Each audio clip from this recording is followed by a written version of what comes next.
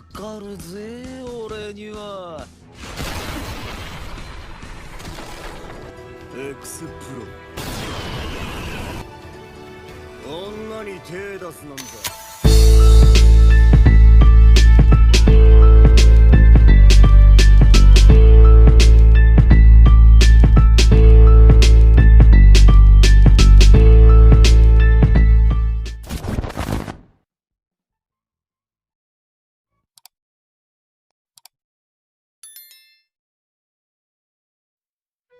Di episode sebelumnya telah berakhir dengan Mas yang telah mempermalukan seorang murid bernama Lance Crown karena dia sudah berani menantang Mas bertarung.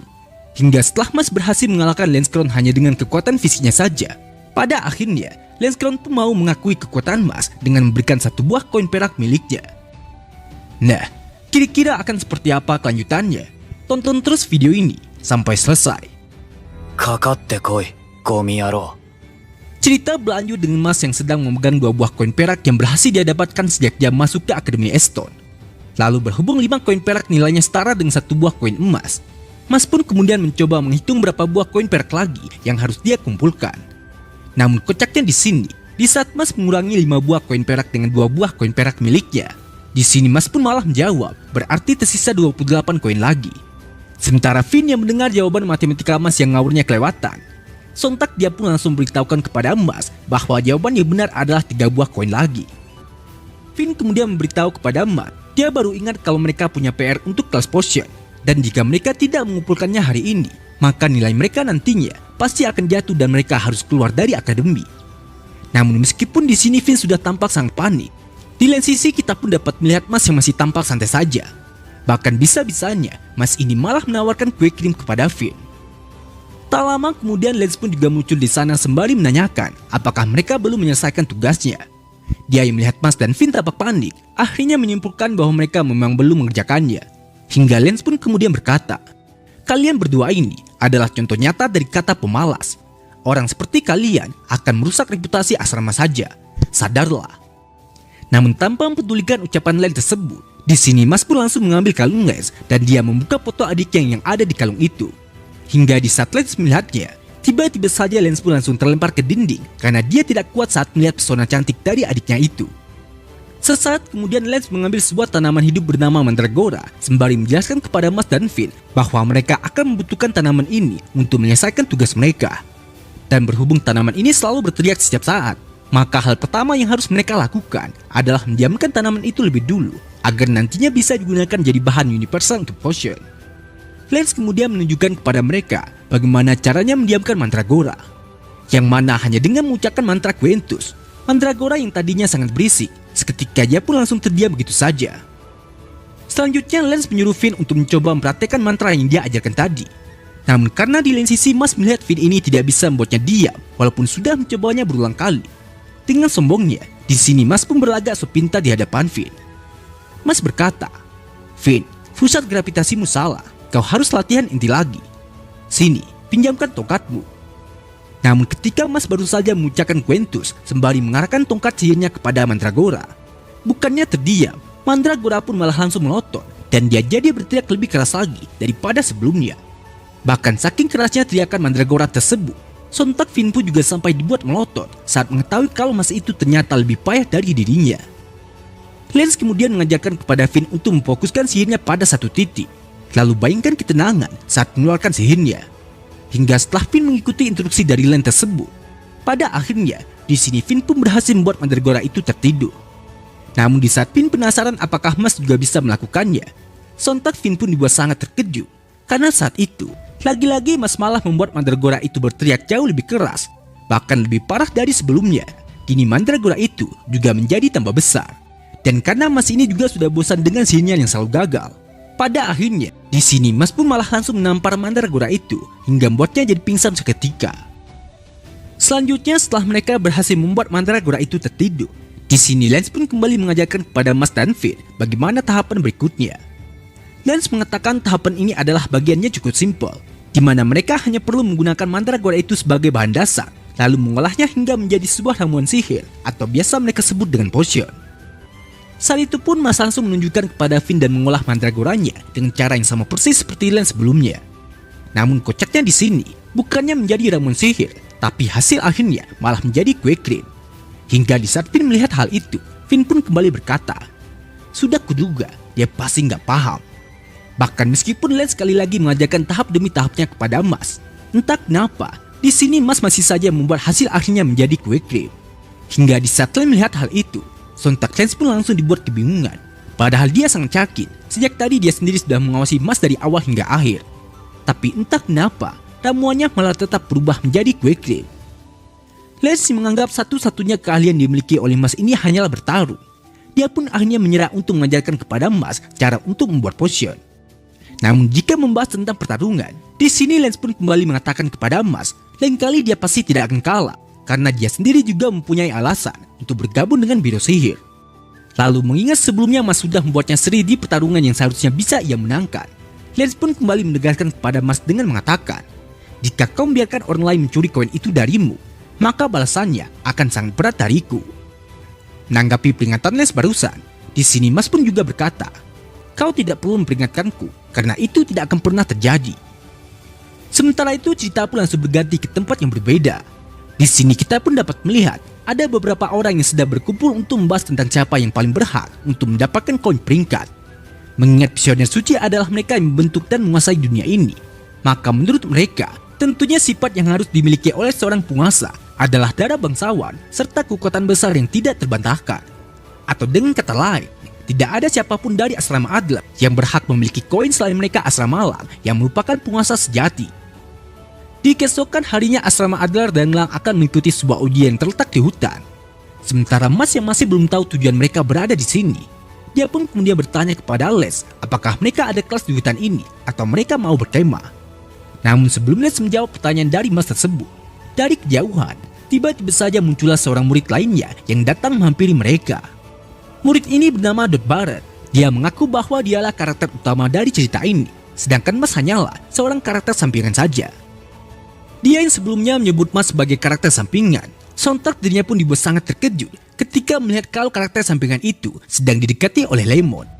Lemon berbicara dengan Mas sambil tersipu, namun karena Dot ini merasa iri dengan Mas, tiba-tiba saja saat itu pun Dot langsung meludahi wajah Mas. Dia kemudian mengoceh tentang betapa cemburunya dia terhadap orang-orang yang dapat perhatian dari wanita. Jadi karena tidak ada satupun wanita di dunia ini yang tertarik kepadanya, mulai hari itu, Dot pun bersumpah kalau dia akan bergabung dengan Biro Sihir dan akan melenyapkan orang-orang tampan di dunia ini. Sampai di sini Mas dan kelompoknya masih tidak terlalu memperhatikan Dot yang menganggap bahwa mereka sudah merusak egonya. Hingga setelah tidak lama kemudian, seorang profesor pun muncul di sana untuk menjelaskan kepada mereka tentang ujian kali ini. Profesor itu mengatakan asrama Adler dan Lang akan berpartisipasi dalam ujian yang sama. Mereka punya kesempatan untuk mendapatkan koin perunggu atau perak. Tugas mereka hanyalah mencari kalajengking hutan dan mengumpulkan batu yang ada di kepala kalajengking tersebut. Sebagian besar batunya akan bernilai koin perunggu, tapi jika mereka bisa bertemu dengan kalajengking terkuat, maka nantinya mereka akan mendapatkan koin perak. Namun di saat profesor itu baru saja akan memulai ujiannya, tanpa terduga, di sini Mas pun malah ditujukan oleh seorang murid yang saat itu tiba-tiba saja muncul di belakangnya. Lalu murid itu berkata kepada Mas, "Kau pikir dirimu itu hebat bukan? Aku paham betul orang sepertimu. Kau anggap dirimu spesial. Kau percaya kau tidak sama seperti yang lainnya. Dan kau secara sadar sudah meremehkan mereka bukan?" Jam mana setelah murid itu menyelesaikan kata-katanya, di sini kita pun dapat melihat murid itu yang tiba-tiba saja langsung menyerang Mas dengan kekuatan sihirnya. Namun sebelum Mas sempat membalas serangan dari murid itu, sayangnya di sini saat itu pun profesor segera menghentikan keributan mereka. Hingga kemudian Mas pun jadi tampak sangat parah kepada murid itu. Sementara Len yang saat itu juga berada di samping Mas, dia pun kemudian berusaha untuk menenangkan Mas dan meminta agar Mas lebih baik mengabaikannya saja. Lens mengatakan murid itu sudah terkenal dengan sifat jeleknya. Dia tinggal kelas karena sudah melukai murid dan profesor, tapi dia tidak bisa dikeluarkan dari akademi karena kekuatannya sebagai pemuda sihir. Jadi mengingat asrama Leng dipenuhi oleh orang-orang jahat sepertinya, maka di sini Lens pun menyarankan kepada Mas agar Mas jangan berurusan dengan mereka. Lalu karena situasi ini tampaknya cukup berbahaya, Lens pun kemudian berniat ingin mengajak Mas bekerja sama untuk memasuki hutan ini. Namun tanpa disadari, di saat dirinya baru saja menoleh ke belakang untuk menunggu jawaban dari Mas.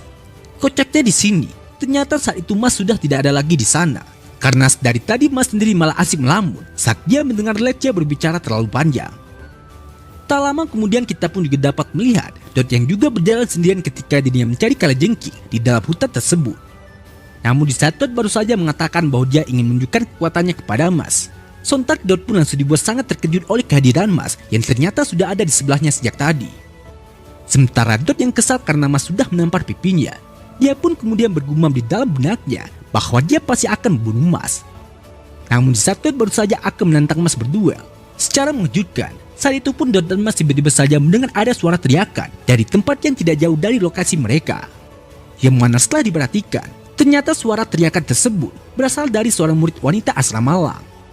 Hingga di saat Dot mendengar permintaan tolong dari wanita tersebut, tanpa basa-basi, dengan cepat Dot pun langsung saja menyerang seorang murid yang ingin mencelakai murid wanita itu dengan sihir esplomnya.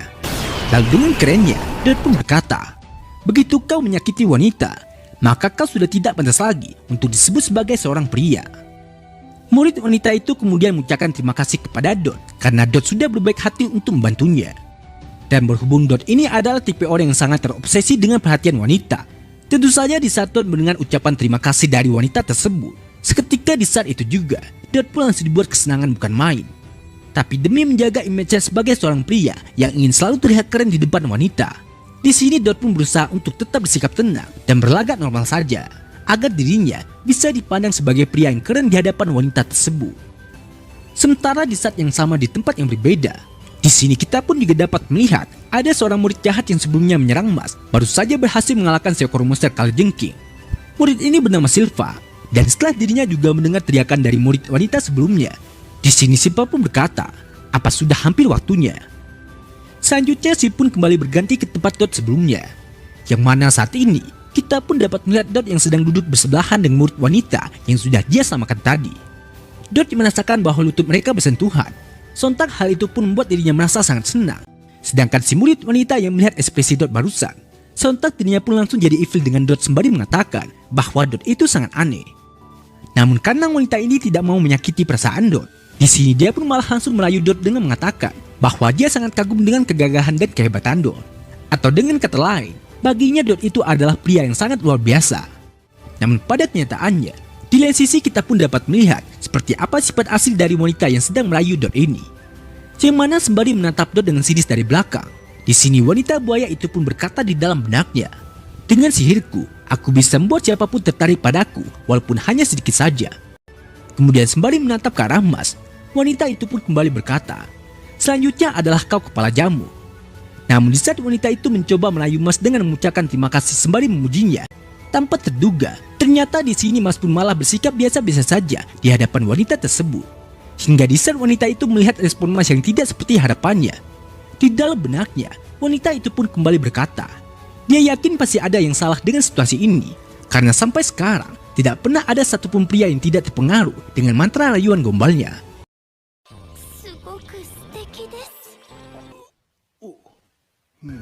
Dot kemudian bertanya kepada wanita itu apakah ada yang salah dengan dirinya.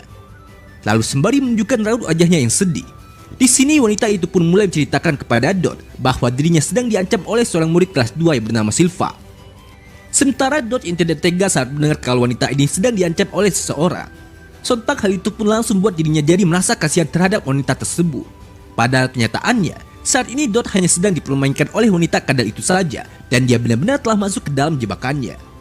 Jadi sebelum Dot pergi untuk menyelesaikan masalah yang sedang dihadapi oleh wanita kadal itu, di sini Dot pun berkata, "Semuanya akan baik-baik saja, karena aku pasti akan menghajar murid sialannya yang mengganggumu itu sampai babak belur, dan aku akan cincangnya hingga menjadi bubur." Namun di saat Dot baru saja berjalan untuk menemui Silva yang berada di dalam hutan itu, secara mengejutkan, tiba-tiba saja Silva lah yang sudah lebih dulu muncul di sana untuk menyerang Dot sembari berkata, "Siapa yang mau kau hajar hingga menjadi bubur tadi?" Lalu sembari mengarahkan tongkat sihirnya ke arah Silva, dengan kerennya Dot pun menjawab, "Oh, jadi kau orangnya, bersiaplah untuk mati." Tanpa basa-basi, saat itu pun Dot langsung melancarkan serangan kejutannya kepada Silva dengan menggunakan sihir ledakannya. Lalu tanpa memberikan kesempatan bagi Silva untuk menghindari ataupun balas serangannya, dengan cepat Dot pun sekali lagi menggunakan kekuatan sihirnya untuk menyerang Silva dengan ledakan bertubi-tubi yang jumlahnya jauh lebih banyak daripada sebelumnya.